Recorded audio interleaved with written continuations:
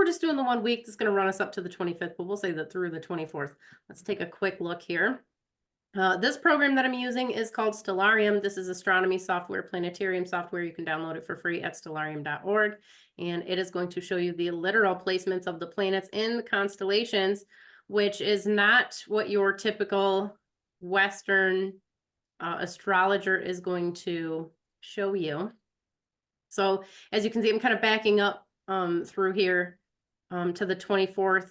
We're approaching this conjunction. Really, this is the main stuff that's moving right now outside of the moon's movement. The moon is big and bright and beautiful outside my window right now. I know you guys can't see it just yet because it's still daytime over there, at least in the United States and whatnot. But it's pretty gorgeous over here. We had our full moon puja yesterday, and that was good stuff.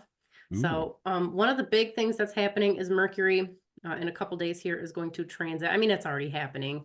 Transiting into Virgo. Some people, I think, say that this is the ruler of Virgo.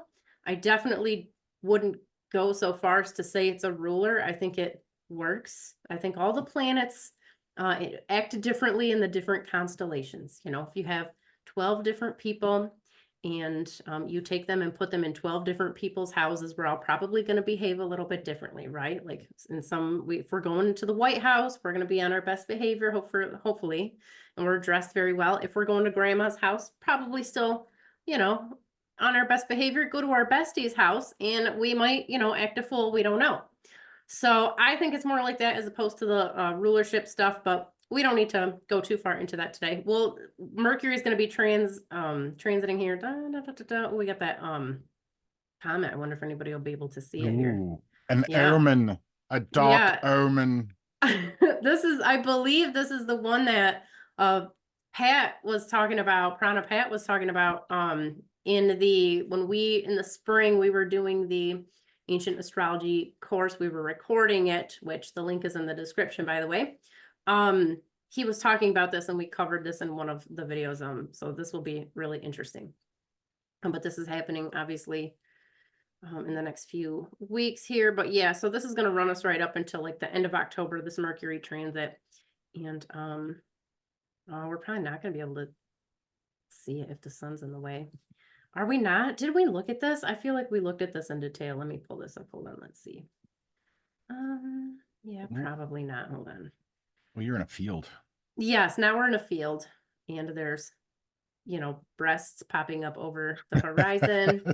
It's a good morning already. Yeah. Good stuff. Let's back up here. Yeah, we're not actually, it doesn't look like we can see that over here, which I guess kind of a bummer, unless, you know, you're a NASA person and you have like satellites and stuff out in the sky and can see everything. I wonder if at any point, no, it's not looking too good here, but it's still cool to look at on Stellarium, and we can use our imaginations, which sometimes we need to do. Yeah. Where are we at again? 18, that's today. Okay, 18, so right now the sun is still in Leo. We're running up with this conjunction with Regulus. We get this every year, you know. It's still pretty good. Oh no, this is last month. This is last month, you guys. Okay, see, what did I say? 10 miles? I could be dumb. That's a real possibility. So here we go. That's what I was looking for. The conjunction with Spica, which happens every year. That's what I was going to tell you. But as this is happening on the 30th, which is well past this week, we do get this Mercury Sun conjunction. They tend to, when Mercury's by itself, it tends to, which is always kind of close to the sun. They're not usually too far away.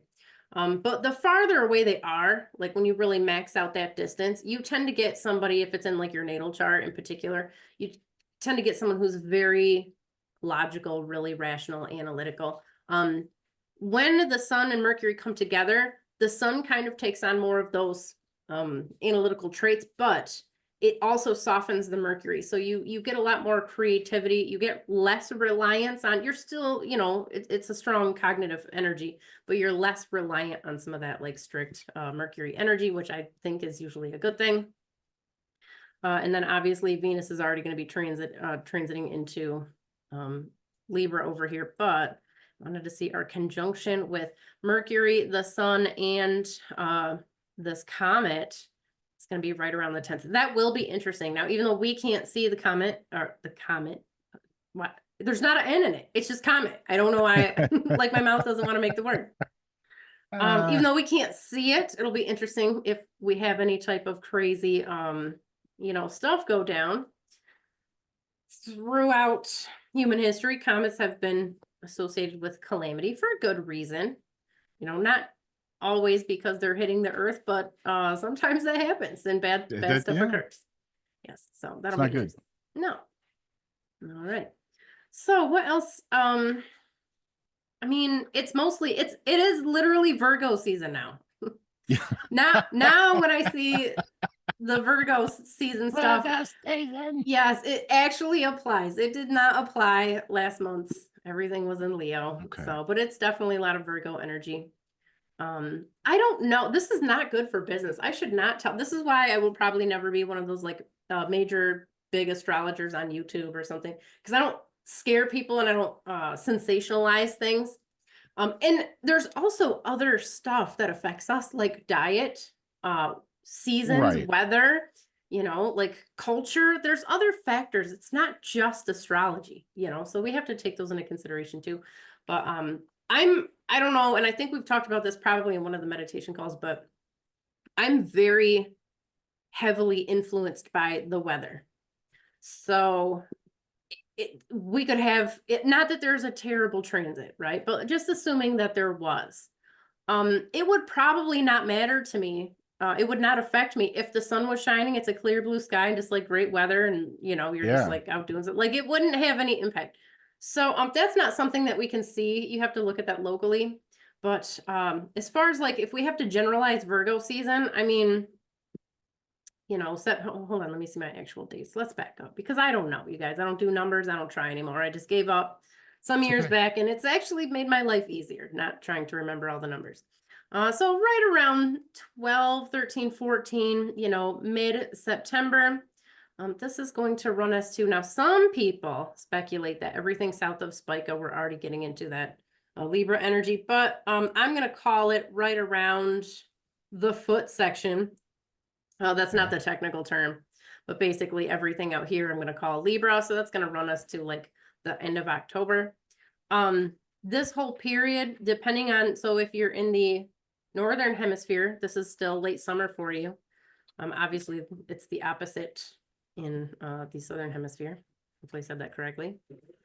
And what do you do in late summer? Like, what does everybody do? Like, it's harvest season, like, so we have like earth activities.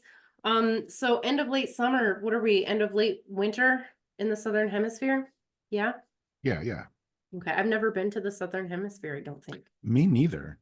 So even the thought of looking at the sun in the wrong part of the sky, I get like some sort of anxiety about it. Like I have no desire. I'm very I don't know what that is. I don't know if that's like a phobia. I don't know if that's a real thing or it's just, I'm weird. I don't know. So yeah, so that's what's going on. Virgo season in a nutshell. Virgo season. Yep.